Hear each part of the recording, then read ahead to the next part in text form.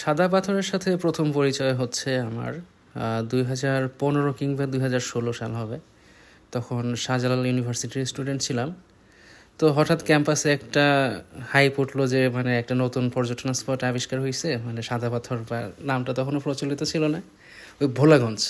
মানে বিছনাকান্দির থেকেও সুন্দর একটা জায়গা। মানে সবাই এই এই জায়গাটা সম্পর্কে নিয়ে তখন আলোচনা করতেছিল যে বিছনাকান্দির থেকেও চমৎকার, বিছনাকান্দির থেকেও সুন্দর, একদম স্বর্গীয় একটা জায়গা আর কি, যে এটা জায়গার কোনো তুলনা হয় না।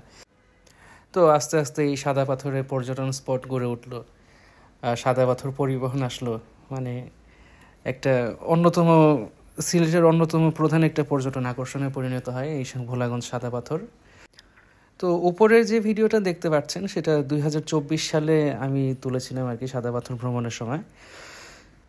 তো তখনও ভিডিওতে খেয়াল করলে দেখতে পারবেন যে কি পরিমাণ পাথর, জলরাশি, মানে সব কিছু মিলে একটা অপার্থিব একটা সৌন্দর্যের একটা আকর্ষণ বা একটা কেন্দ্রস্থল ছিল এই ভোলাগঞ্জ সাদা পাথর।